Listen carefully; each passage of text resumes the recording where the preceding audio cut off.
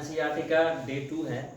पदार्थ का वर्गीकरण चैप्टर का नाम है, जो क्लास 9th के एनसीईआरटी चैप्टर 2 रसायन शास्त्र का है। जैसे हम लोगों ने कल किया था, और आज हम लोग पहला पार्ट करने वाले हैं। इसका ऑब्जेक्टिव करेंगे और उसका पीडीएफ भी होगा तो मैं डाल दूंगा। अब पहला क्वेश्चन है कि कार्बन ऑक्सीजन में जलकर कार्बन डाइऑक्साइड गैस और CO2 बनाता है। कार्बन डाइऑक्साइड के गुण होते हैं कार्बन के समान, कार्बन और ऑक्सीजन दोनों के समान, कार्बन और ऑक्सीजन दोनों से भिन्न, ऑक्सीजन के समान। कार्बन और ऑक्सीजन से भिन्न होता है, बिल्कुल सही जवाब।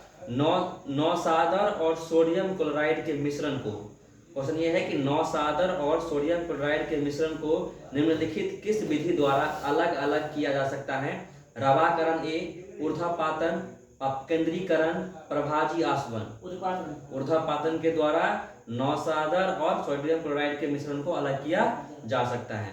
अगला क्वेश्चन है, निम्नलिखित में कौन रासायनिक परिवर्तन है? ऑप्शन ए कांच का टूटना, बी लोहे के छड़ को लाल तप्त करना, सी जल का बर्फ बनना, और डी लोहे में जंग लगना।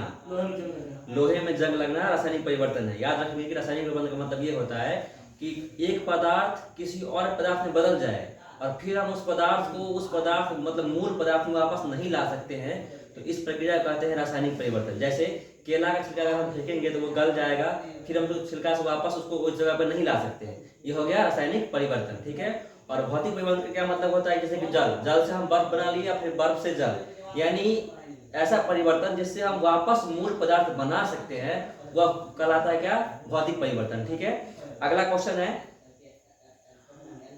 पायस क्या है? पायस मतलब इमल्शन क्या है? ऑप्शन ए दो मिश्रणशील द्रवों का मिश्रण, दो ठोस पदार्थों का मिश्रण, दो गैस का मिश्रण, दो अमिश्रणशील द्रवों का मिश्रण। दो अमिश्रणशील द्रवों का मिश्रण है इमल्शन यानी पाइस। निम्नलिखित किस पदार्थ को जल के साथ मिलाने पर वास्तविक विलयन बन सकता है? निम्नलिखित में से किस पदार्थ को जल के साथ मिलाने पर वास्तविक विलयन बन सकता है? Option A albumin, option B खड़िया, ऑप्शन सी महीन बालू, और ऑप्शन डी साधारण नमक। साधारण नमक सही जवाब। निम्नलिखित किस में परिक्षेपित प्रावस्था ठोस और परिक्षेपण माध्यम गैस है? स्याही, मक्खन, दूध, धुआं। बिल्कुल सही जवाब है कि धुआं में क्या है? परिक्षेपित प्रावस्था ठोस और परिक्षेपण माध्यम गैस है। ताप बढ़ने पर किसी विलयन में गैस की विलयता में कैसा परिवर्तन होता है? विलयता बढ़ जाती है, विलयता घट जाती है, कोई परिवर्तन नहीं होता है, डी इनमें से कोई नहीं। विलयता घट जाती है, बिल्कुल सही जवाब। ताप बढ़ने पर किसी विलयन में गैस की विलयता बढ़ जाती है, ध्यान रखेंगे, ठीक है। अगला क्वेश्चन, सॉरी घट जाती है, बढ़ती नहीं है, घट जाती है, ठीक है। निम्नलिखित में से अगला क्वेश्चन है कि बादल निम्नलिखित में किसका उदाहरण है? बादल निम्नलिखित में किसका उदाहरण है? गैस में परिक्षेपित ठोस का, गैस में परिक्षेपित द्रव्य का, ठोस में परिक्षेपित गैस का, द्रव में परिक्षेपित गैस का। नहीं, गैस में परिक्षेपित द्रव्य का। बादल उदाहरण है गैस में परिक्षेपित द्रव्य का, एग्जांपल है बादल। एक क्वेश्चन आप सबके लिए है, बताएंगे कि बादल जो है वायुमंडल में क्यों तैरते हैं? क्या कारण है कि बादल वायुमंडल में तैरता है, ठीक है। अगला क्वेश्चन है कि निम्नलिखित में कौन टिंडल प्रभाव दिखाता है, या निम्नलिखित में से कौन टिंडल प्रभाव प्रदर्शित करता है? ऑप्शन ए वास्तविक विलयन, ऑप्शन बी कोलाइडी विलयन, ऑप्शन सी निलंबन, ऑप्शन डी इनमें से सभी। कोलाइडी विलयन, इसका सही आंसर होगा क्या? कोलाइडी विलयन। निलंबन का एग्जाम्पल है कोलाइडी विलयन। निम्नलिखित में से कौन टिंडल प्रभाव को दिखाता है? कोलाइडी विलयन। अगला क्वेश्चन है, साधारण नमक के जलीय विलयन में से नमक प्राप्त करने की विधि है छानना, वाष्पन, थीराना और आसवन। वाष्पन। साधारण नमक के जलीय विलयन से नमक प्राप्त करने की विधि है वाष्पन, ध्यान रखेंगे। अगला क्वेश्चन है, निम्नलिखित में से कौन यौगिक है? वायु, बादल, बारूद और जल। जल एक यौगिक है और वायु क्या है? मिश्रण है। अगला क्वेश्चन है, स्याही के अवयवों, सुनना सही से, स्याही के अवयवों को पृथक करने के लिए किस विधि का उपयोग किया जा सकता है?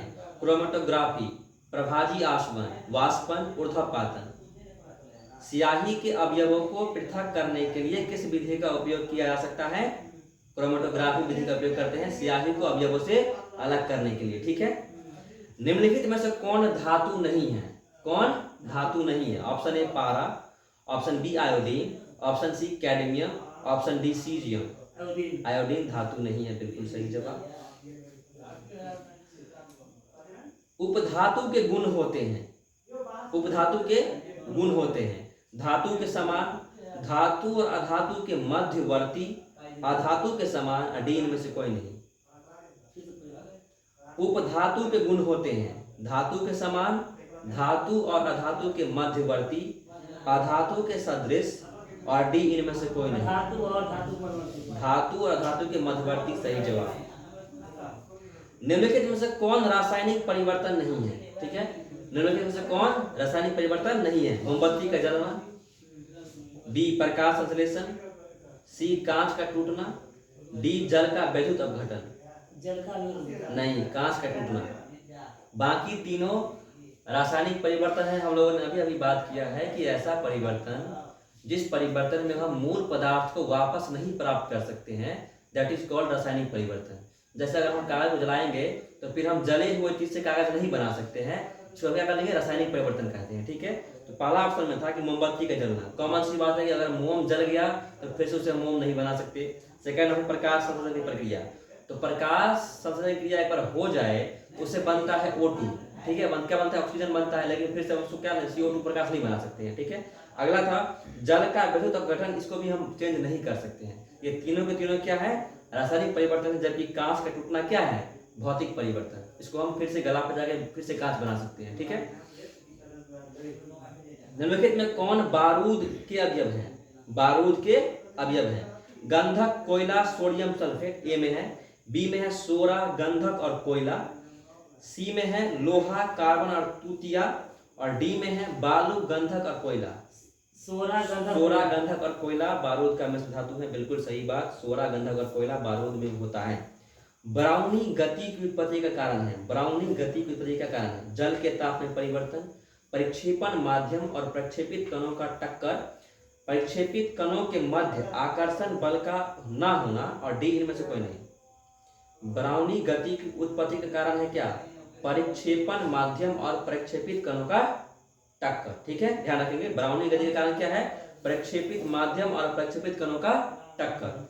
अगला क्वेश्चन है मक्खन निम्नलिखित में से किसका एग्जाम्पल है? मक्खन निम्नलिखित में से किसका उदाहरण है?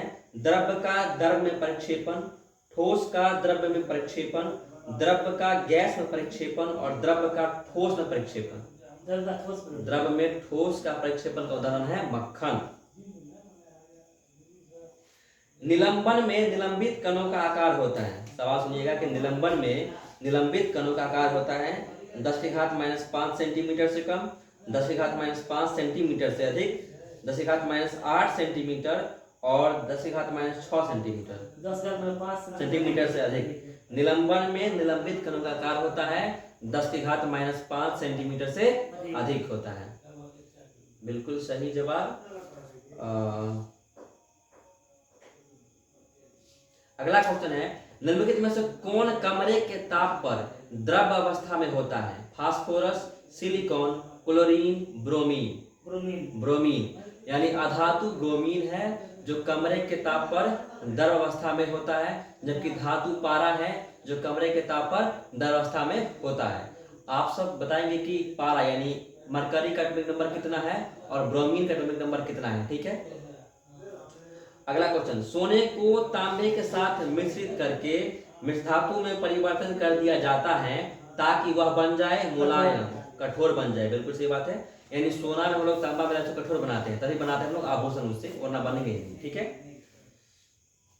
अगला क्वेश्चन है कि पुष्पों की पंखुड़ियों में उपस्थित, सुनना फिर से, पुष्पों की पंखुड़ियों में उपस्थित विभिन्न रंग वाले अवयवों को पृथक करने के लिए सबसे अच्छी विधि कौन सी है?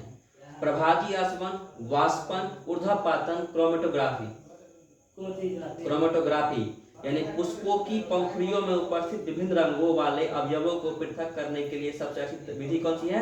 क्रोमेटोग्राफी सबसे अच्छी विधि है। ठीक है,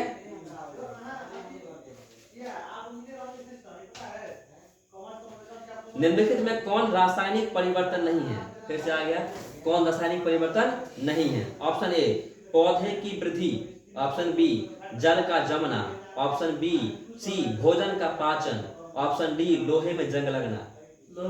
गलत, जल का जमना। जल का जमना भौतिक है, जबकि लोहे में जंग लगना रासायनिक परिवर्तन है। भोजन का पाचन रासायनिक, पौधे की वृद्धि रासायनिक परिवर्तन है। तो ये चैप्टर 2 रहा क्लास 9 के एनसीईआरटी का। ऐसे ही हम लोग डेली करेंगे, आप सब लोग जुड़ सकते हैं, या आप लोग को मैं पीडीएफ कोशिश करूँगा डालने का, इस पर डाल दूंगा। और शेयर कीजिए, लाइक कीजिए, कमेंट कीजिए, और अगर आप टेस्ट मारते हैं तो प्लीज नंबर भी शेयर कीजिए। हम लोग कल टेस्ट लगाने वाले हैं, एक सिपाही भर्ती परीक्षा का टेस्ट सीरीज 04, और तो कल दिन में हम उसका रिजल्ट बता देंगे कितना किसको नंबर आया। ठीक है।